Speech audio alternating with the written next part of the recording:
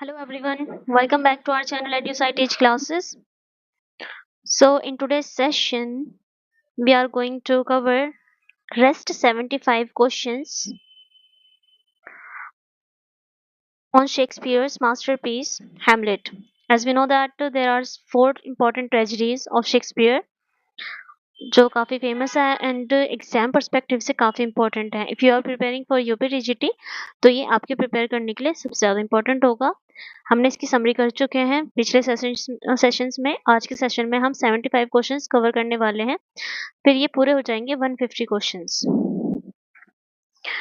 Okay, so in today's session we will continue our journey with the next set of 75 questions जो आपके confidence को boost करेगी for competitive exams. So let's tackle this iconic tragedy together. तो अब हम थे 75 questions question number पर. Wait, okay, question number 76. So ये क्वेश्चन है, प्लीज ट्राई टू आंसर. आज ये पेन काम वर्क नहीं कर रहा है तो please bear with me. Question number 76. How does the theme of appearance versus reality manifest in Hamlet? बताइए. Yes.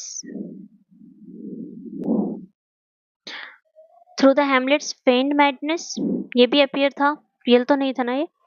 Through Claudius' outward display of grief, yes, ये भी रियलिटी नहीं थी, वो सिर्फ शो ऑफ कर रहा था. Through the ghost's uncertain nature, yes. तो इसका आंसर क्या हो जाएगा? All of the above. Okay. Next question. What does Hamlet's hesitation to act reflect about his character? जो हैमलेट की हेजिटेशन थी एक्ट करने के लिए, जब भी उसे कुछ एक्ट करना होता तो वो हेजिटेट हो जाता था, तो ये क्या रिफ्लेक्ट करता है उसके कैरेक्टर का? कि वो इंटेलेक्चुअल नेचर है, moral complexity, lack of courage, fear of Claudius, or his disregard for the ghost's wishes? Yes.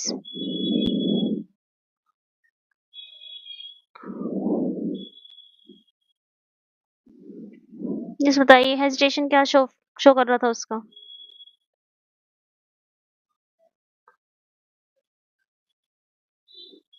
Yes, his intellectual nature and moral complexity.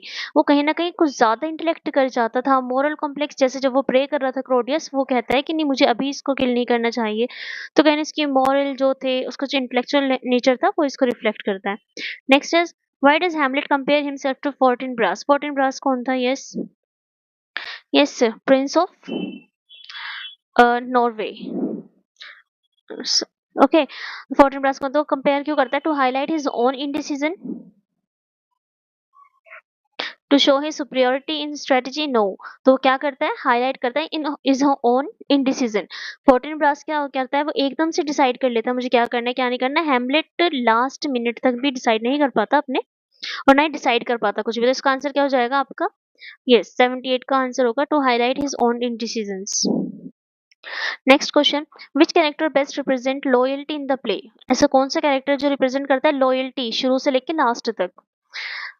Okay, बताइए. Yes, Horatio. होरेशियो कौन था? Horatio was friend of Hamlet. ठीक है, Hamlet का friend था Horatio, जो last of the tragedy तक loyal रहता है और हैमलेट के साथ रहता है. ये लॉयल कैरेक्टर था. ये steadfast friend to Hamlet, offer करता है अपना सपोर्ट करता है, उसको काउंसिल करता है विदाउट बेटरिंग हिम. वो उसको बेटरे भी नहीं करता. ठीक है, जैसे बेटरे कौन से फ्रेंड कर देता है? फ्रेंड तो और भी थे ना उसके.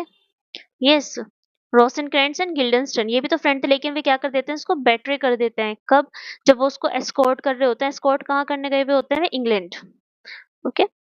Okay, next question. How does Shakespeare explore the concept of justice in Hamlet? Yes, by depicting revenge on as a flawed pursuit, कि जो रिवेंज है वो एक फ्लॉड परस्यूट है. By showing the moral ambiguity of punishment, by contrasting divine justice with human actions. Yes, जो human actions है उससे divine justice. तो इसका आंसर क्या हो जाएगा? All of the above. आपने इसकी समरी कर रखी है और इस आंसर को करने का तरीका आप यहाँ पर ही देख सकते हैं. कभी कभी ऐसा नहीं होता कि आपको सिर्फ एक आंसर चूज करना है, तीनों ऑप्शन अच्छे से पढ़ो तो answer all of the above निकल जाता है. Next is, what is the significance of Hamlet's dialogue with grave digger? जो हैमलेट है ग्रेव डिगर से बातें कर रहा होता है, तब उसको पता नहीं होता कि ग्रेव किसके लिए डिग हो रही है। तो जो जो बातें कर रहा था उसका क्या सिग्निफिकेंस है? It offers a comic break while exploring mortality. It mocks societal norms. It foreshadows the duel with Laertes. It reinforces the theme of justice. Yes, it explores a comic break. Comic relief के लिए है ना ये बीच में, ठीक है। And while exploring mortality, तो वो क्या करता है यहाँ पे जो सीन होता है ग्रेव डिगर के साथ में, प्रोवाइड करता है डार्क ह्यूमर। ह्यूमर कैसा है यहाँ पे? Dark humour,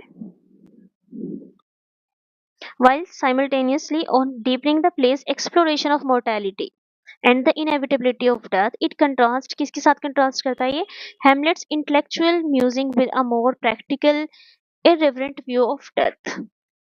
Okay, next is how does Ophelia's death serve as a turning point in the play? जो ओफेलिया की डेथ होती है वहां पे ये टर्निंग पॉइंट कैसे यहाँ पे सर्व करती है? Yes, it intensifies latest desire for revenge. यहाँ पे जो लेटेस्ट होता है, लेटेस्ट कौन है? ओफेलिया's ब्रदर। उसकी डिजायर जो होता है कि मुझे बदला लेना है, वो इंटेंसिफाई हो जाती है। It depends Hamlet sense of loss. यहाँ पे उसको फील होता है कि कितना ज्यादा उसका लॉस हो चुका है, उसके फादर भी जा चुके हैं यहाँ पे, ओफेलिया को वो खो चुका है, वो भी किस में? सिर्फ और सिर्फ वो शो कर रहा था कि वो मैड हो चुका है, प्रिटेंड कर रहा था। It propels the narrative towards a final tragedy. तो इसका आंसर क्या होगा? All of the above.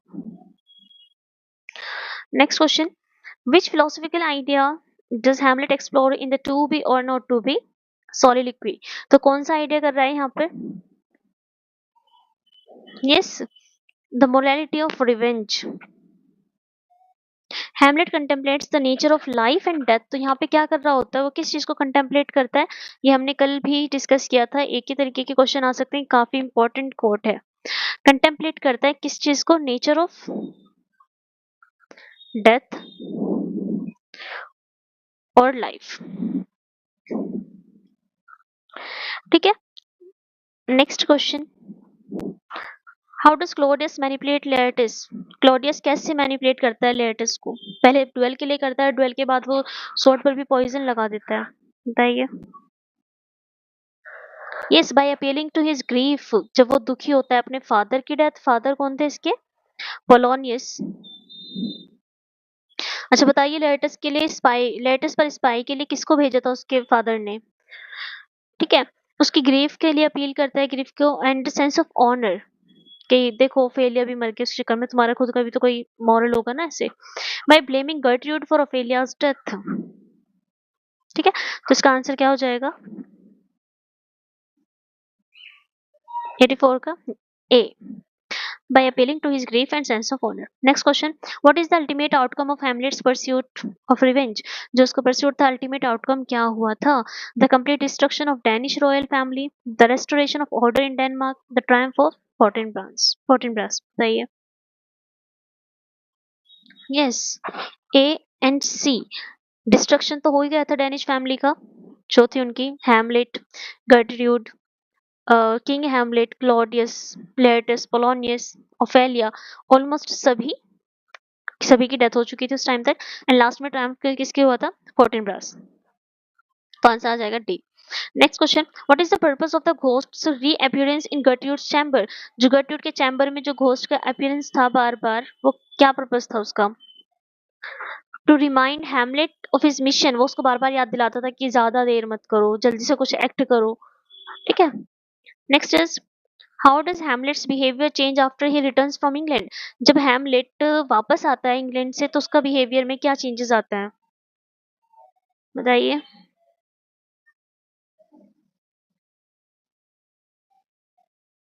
He becomes more decisive.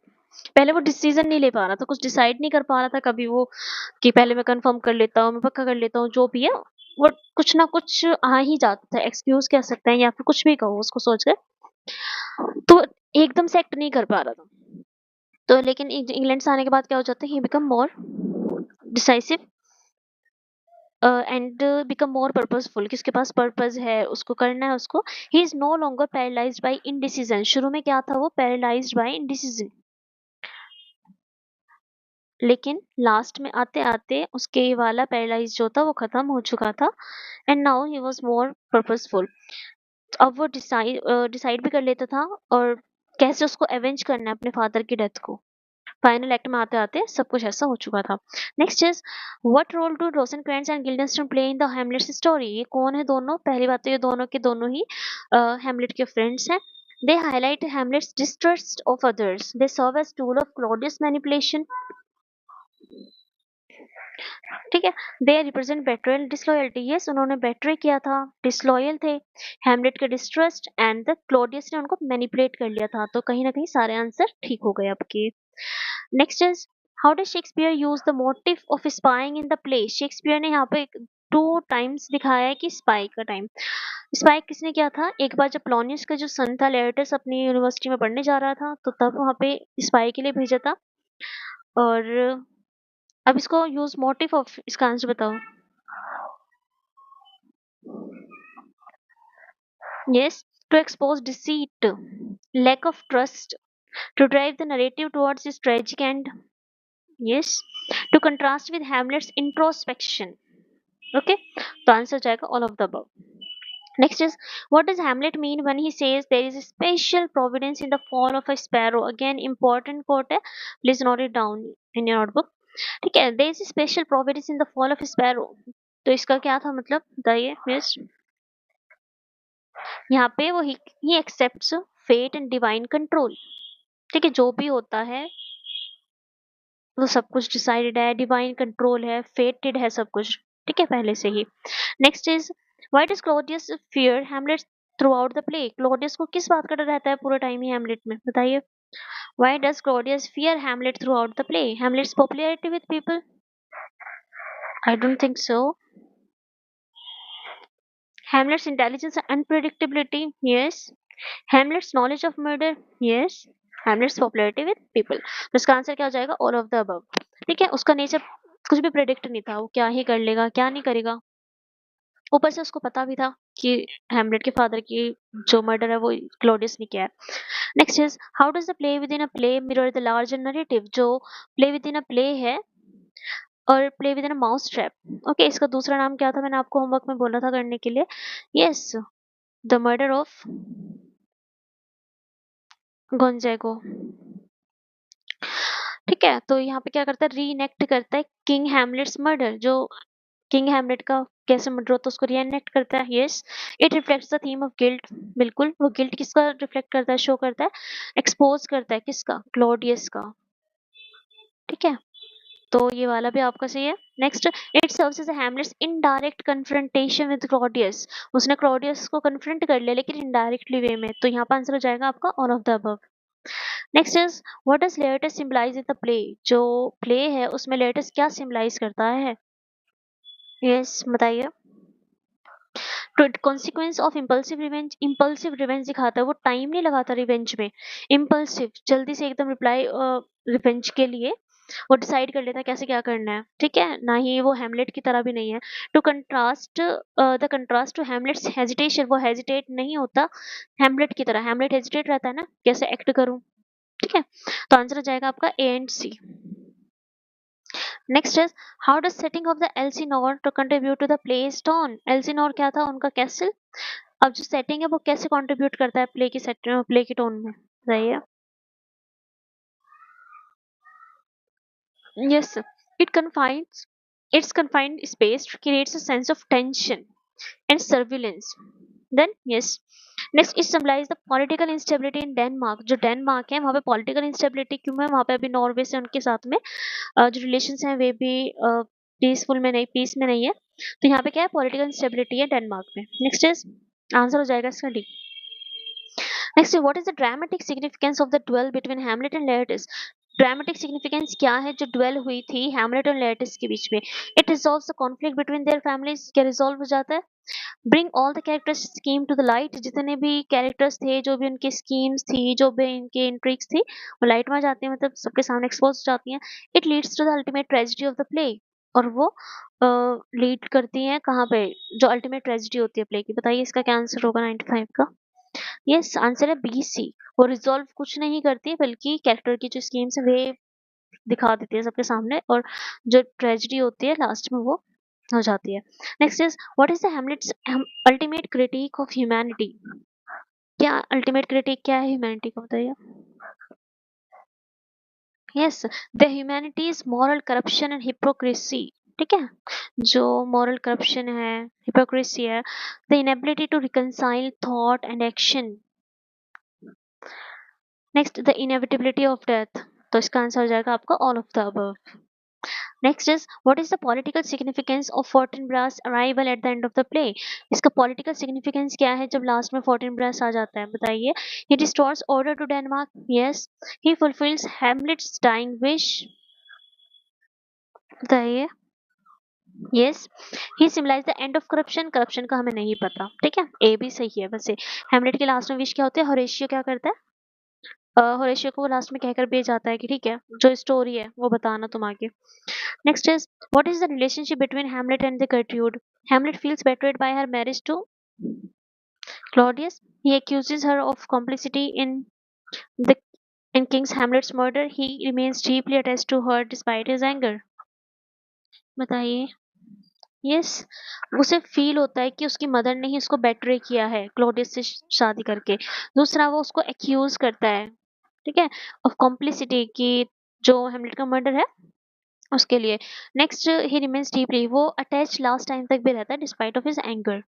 Okay, despite के साथ में ऑफ नहीं आता, अगर आप ग्रामर के लिए पढ़ रहे हैं तो कभी भी डिस्पाइट का ऑफ नहीं आएगा, और मोस्टली क्योंकि हम रीडिंग करते हैं तो उस टाइम डिस्पाइट ऑफ बोल दिया जाता है। डिस्पाइट ऑफ कभी नहीं होता, क्या होता है, in spite of. Next is why does Hamlet refer to Rosencrantz and Guildenstern as sponges? Hamlet Rosencrantz को and Guildenstern को sponges से क्यों वो करता है, बताइए। Yes, the soak up Claudius commands and flattery कि वे easily manipulate हो जाते हैं, flattery के लिए भी हाँ कर देते हैं, और वो command जो होते हैं उसको मान रहे होते हैं, तो इसलिए वो उनको क्या बोलते हैं, sponges। They lack individual will और लॉयल्टी, कि उनकी खुद की कोई इंडिविजुअल विल नहीं है, कोई लॉयल्टी नहीं है, तो इसके लिए उन्होंने क्या यूज किया है, sponges. Next is how do Shakespeare depict the complexity of revenge? Shakespeare कैसे डिपिक्ट करता है रिवेंज की कॉम्प्लेक्सिटी को? Yes, yes, by showing it's psychological impact on Hamlet. ठीक है, साइकोलॉजिकल इम्पैक्ट क्या हुआ है रिवेंज लेने का, by portraying its devastating consequences, कि जो ये रिवेंज है इसके कौन से कैसे डिवास्टेटिंग कॉन्सिक्वेंसेज होंगे, by contrasting Hamlet's hesitation with Laertes impulsiveness. तो आंसर जाएगा आपका all of the above. Okay, next is how many time does the ghost of king Hamlet appear in the play? ये घोस्ट कितनी बार appear हुआ है, और हमने फर्स्ट सेशन में हमने ये डिस्कस किया था कि किस किस जगह हुआ था, ये भी बताना है आपको। Yes, how many times,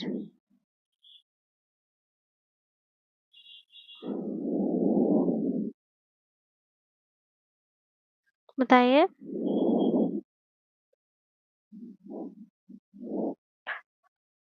3 times. Okay, एक मिनट इसको कंफर्म कर लेते हैं। 3 टाइम्स मैंने कल आपको 3 डिफरेंट वे तो बता दी थी कि किस किस जगह पर। Give me a second.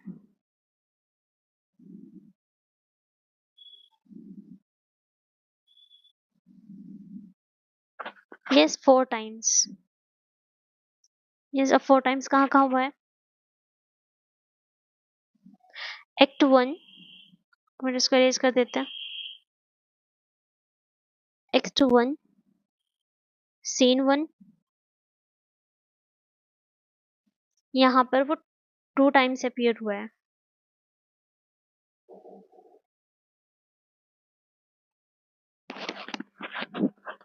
ठीक है, next act 1,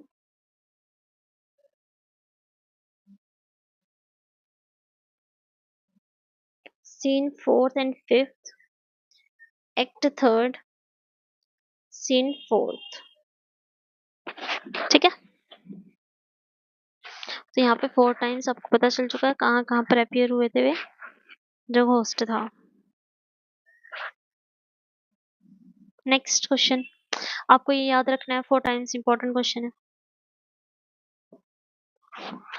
who first sees the ghost of king Hamlet, बताइए इसका answer. Again important question.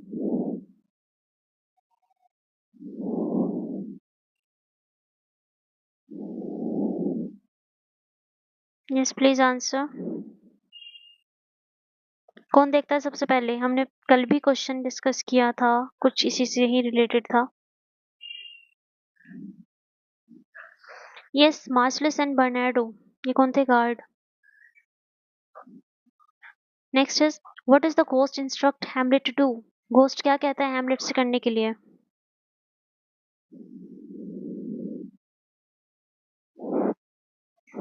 Yes, forget the past and move on, no.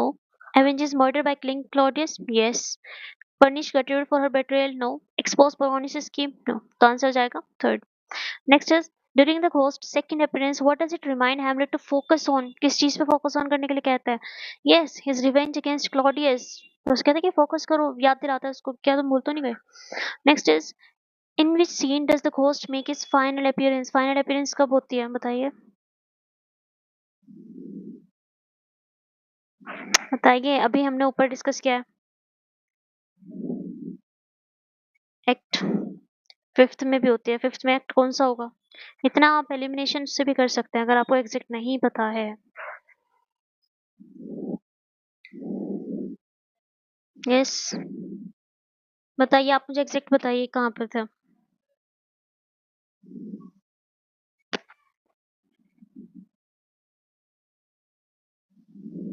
Okay, ये आपको हाँ होमवर्क है। Next is which of the following work heavily influenced Hamlet, ऐसा कौन सा work है जिससे इन्फ्लुएंस हुआ हुआ है हैमलेट? यस बताइए। Spanish tragedy, Hamlet by Saxo Grammaticus, Oedipus Rex by Sophocles। ये कहीं ना कहीं तीनों से ही उन्होंने इसमें इन्फ्लुएंस्ड है ये work. Next is how does Hamlet relate to Spanish tragedy, Spanish tragedy से कैसे हुआ है? Both involve a revenge plot, yes. Both feature ghost seeking justice, yes. Both exploring theme of madness, yes. अगर आपने ये नहीं देखा तो प्लीज इंपॉर्टेंट है ये। स्पेनिश ट्रेजेडी किसने लिखी है? थॉमस किड ने।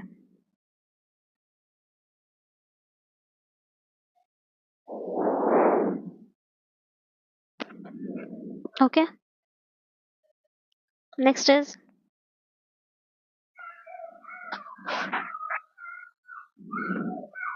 what thematic parallel exists between Hamlet and Oedipus Rex? क्या parallel? The theme of fate versus free will, yes. The exploration of family betrayal, yes. Both A and B, father and son का कोई conflict नहीं था यहाँ पर।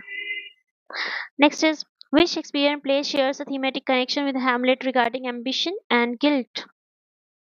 Ambition and guilt किसमें था? Ambition, Macbeth। Ambition किसका था? Lady Macbeth ambitious lady थी। Next is in what way is Hamlet's internal conflict similar to the dilemmas faced by character in Macbeth? जो internal conflict है कैसे similar है जो dilemma face किया था Macbeth ने? Both grapple with questions of morality and consequences. Both hesitate in face of decisive action. Both are influenced by supernatural forces. Yes, supernatural यहाँ पर घोस्ट था, एक साइड विचेस थी। डिसीजन दोनों के ही फेस ऑफ हेजिटेट थे ना शुरू में, hesitation. Grapple with question of morality and consequence, yes. Next is in which act does the ghost first appear? Again ये घोस्ट वाला काफी इंपॉर्टेंट, आपको ये जितने भी एक्ट ऊपर लिखवाए हैं वे पता होना चाहिए, सीन्स भी कल लिखवाए थे वे भी आप नोट डाउन करके रखो, एंड कितने टाइम से अपीयर हुआ था वो भी आपको पता होना चाहिए। Next is what significant event occurs in act second scene 2? बताइए। Play with in play, yes. क्या इंपॉर्टेंट सिग्निफिकेंट एक्ट है, सीन है जो इसमें होता है इवेंट में, इवेंट होता है इस एक्ट में?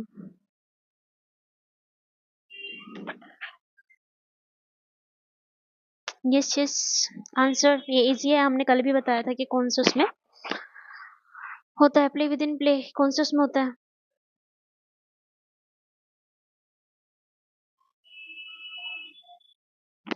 यस, 7 सॉलिड लिक्विड, आपको ये भी पता होना चाहिए किसमें होता है।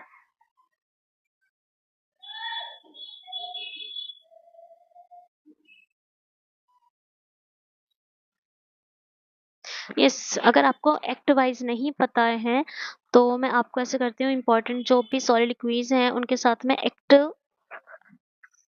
करके ये अपलोड कर दूंगी कम्युनिटी सेक्शन में, आप वहां से इजीली इसको रीड आउट कर सकते हैं, फिर आप आंसर करने में भी हेल्पफुल होगा उसके लिए। यहाँ पे क्या करता है, क्लॉडियस एंड गर्ट्रूड जो होते हैं वो रोसेनक्रेंट और गिल्डनस्टन को स्पाई करने के लिए भेजते हैं हैमलेट पर। ओके, तो आपको पता होना चाहिए एक्ट सेकेंड और सीन 2 में क्या इंपॉर्टेंट इवेंट होता है कि वो उनके जो दोस्त होते हैं दोनों को उनको मैनिपुलेट करते हैं और कहते हैं कि ठीक है तुम एस्कॉर्ट करो, इस पे ये नहीं कहना कि वो सीधे मारने गए थे, वो एस्कॉर्ट के लिए गए थे England, arrive to spy on Hamlet. Okay, answer कर पाओगे? Okay, next question. In which act does Hamlet accidentally kill Polonius? बताओ, हैमलेट एक्सीडेंटली पोलोनियस को कौन से एक्ट में किल करता है? यस, एक्ट थर्ड, सीन कौन सा होता है, जल्दी से बताइए।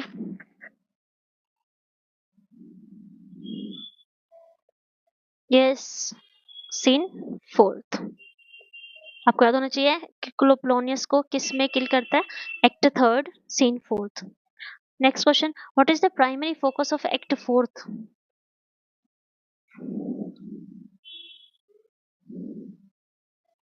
बताइए एक्ट फोर में क्या होता है।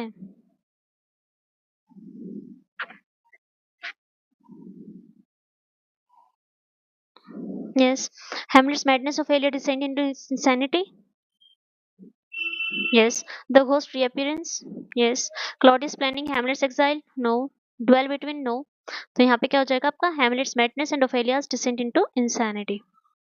Next is, what happens in Act 5, Scene 1, commonly referred to the as the grave digger scene? यहाँ पर क्या होता है, Hamlet confronts Laertes at Ophelia's grave. Hamlet contemplates the skull of Yorick. The ghost reappears to Hamlet. तो यहाँ पे ये तो चीज होता है, कन्फ्रंट करता है ग्रेव पर Laertes। नेक्स्ट, स्कल ऑफ यॉरिक, इसके भी हमने डिस्कस किया था कल कि यॉरिक कौन था, he was jester in court, और इसके लिए वो एक कोर्ट भी बोलते हैं, alas the poor Yorick, I know him, कि मैं जानता हूँ इसको। ठीक है, तो इसका आंसर हो जाएगा both A and B. How does act fifth conclude the play? जो प्ले है वो कैसे कंक्लूड करता है, with Hamlet's death and Fortinbras taking over the Denmark, with Claudius and Gertrude escaping the court, escape तो बिल्कुल नहीं करते, with Hamlet sparing Laertes, no, दोनों की ही डेथ हो जाती है लास्ट में, with Gertrude surviving the duel, no, Gertrude की डेथ कैसे हो जाती है, शी ड्रिंक्स, किससे पी लेती है वो, cup, poisoned cup, poisoned wine. Next question, what is the significance of act third scene one? बताइए एक्ट थर्ड सीन वन में क्या होता है।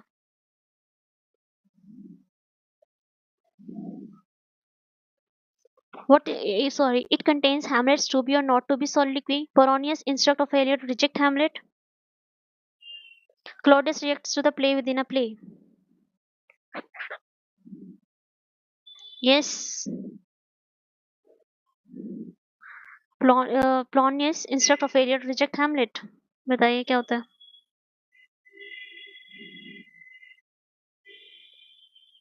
Act third scene one. Yes, यहाँ पे ओफेलिया एंड हैमलेट की बात होती है। Ophelia goes to return the gift Hamlet gave her in the past. वो वापस करने जाते हैं, Hamlet gave to her in past जो भी गिफ्ट होते हैं। इवन वो कहता भी उससे कि I did love you once, क्योंकि वो प्रिटेंड कर रहा होता है कि she he doesn't love Ophelia. Okay, तो उसको बोलता है कि I love you not, I did love you once, and he goes on to insult Ophelia and tells her to go to a nunnery, कि तुम ननरी में चले जाओ। तो आपको ये भी ध्यान रखना है कि ननरी सीन कहाँ होता है, ये इंपॉर्टेंट है। ठीक है, इसी से उसको ज्यादा बुरा लग जाता है। Next question, which scene marks Hamlet's full commitment to revenge? बताइए।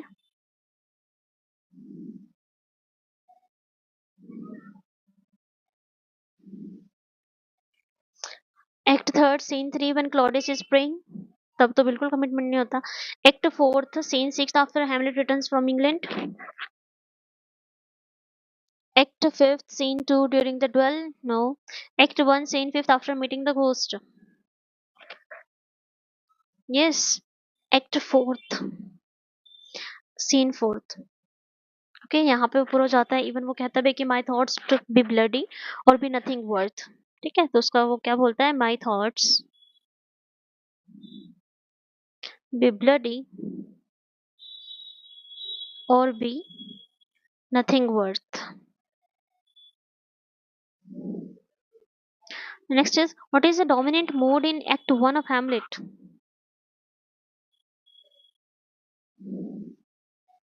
क्या मूड था उसमें एक्ट 1 और हैमलेट में?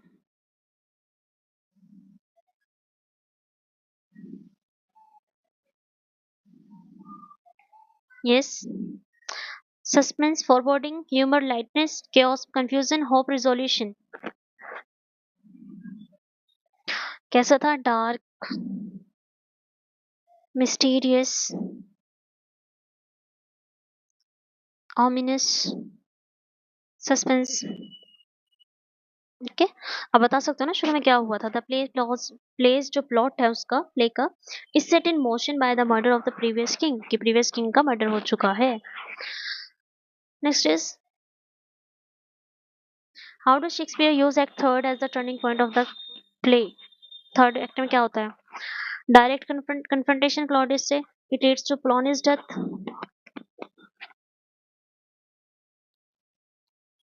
it reveals the full extent of Claudius' guilt।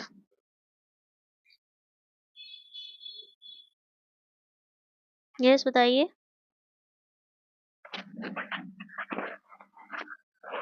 Yes, यहाँ पे वो क्या कर देता है, क्लॉडियस का जो गिल्ट होता है मर्डर करने का हैमलेट का, हैमलेट के फादर का, वो यहाँ पे कंफर्म हो जाता है, ठीक है। कन्फ्रंटेशन हो जाता है, इंटेंसिफाई द कॉन्फ्लिक्ट, तो यहाँ पे आपका क्या रहेगा, उसका जो गिल्ट है वो बिल्कुल क्लियर हो जाता है। How many soliloquies does Hamlet deliver in the play, कितनी soliloquies आई हैं जो कि सारी इंपॉर्टेंट है, हमने जब समरी की थी उसको भी डिस्कस किया था। Yes, there are 7 soliloquies। Please नाम बताइए, अगर आपको याद नहीं होता तो एक बार कमेंट सेक्शन में लिखेंगे, आपको सभी याद हो जाएंगे। Next is how many questions are left? How does Hamlet describe the world in the first soliloquy? ये हेमलेट कैसे डिस्क्राइब करता है वर्ल्ड को?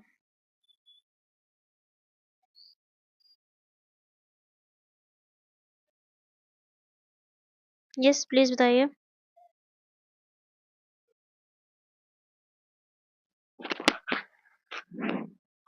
As a garden that has gone to seed, as a quite chaotic battlefield, as a prison, as a paradise lost।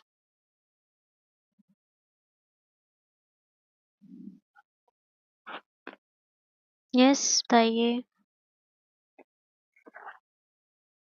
Paradise lost, unweeded garden.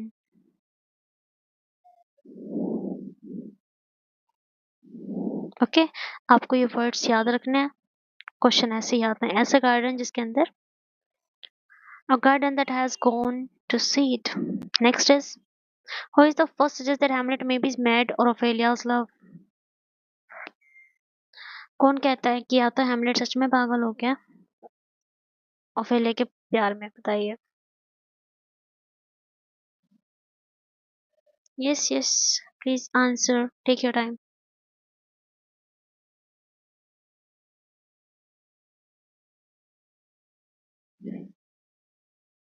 Yes, इसका answer बताइए, आपको homework है। Next is what symbolic role does Yorick skull play in the gravedigger scene. जो Yorick का school है उसका क्या importance, क्या सिग्निफिकेंस है, या फिर क्या सिंबलाइज करता है वो?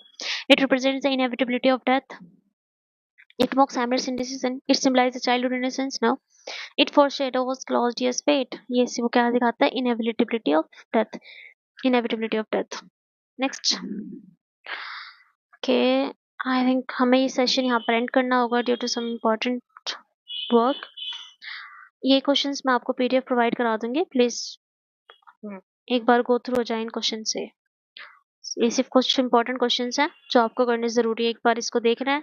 हालांकि हमने अब तक जितने क्वेश्चंस किए हैं सब में एक्सप्लेनेशन के साथ किया, तो ऑलमोस्ट समरी हो चुकी है। ओके, जो इम्पोर्टेंट थे वे भी कवर अप हो चुके हैं। ये देखना इम्पोर्टेंट है क्योंकि इसमें कुछ मैंने इंटरकनेक्टेड टेक्स्ट भी लिए हैं। ओके, लाइक जो हैमलेट है उसने इन्फ्लुएंस किया है टीएस एलियट के वर्क को। कौन सा वर्क है वो? उनकी पोम है अ लव सॉन्ग ऑफ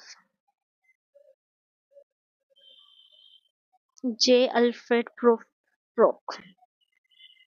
ठीक है, तो एक बार आपको ये सभी क्वेश्चन, 20 क्वेश्चन है ऑलमोस्ट, आपको ये सारे एक बार गो थ्रू करना है इन क्वेश्चन से। जो आंसर आपको लगता है कि उसकी एक्सप्लेनेशन डिटेल्ड होनी चाहिए तो आप मुझे उसको बता सकते हैं।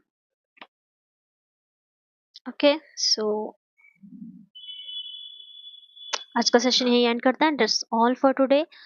हमने हैमलेट यहाँ पे कवर अप कर चुके हैं। नेक्स्ट सेशन में we are going to cover another tragedy.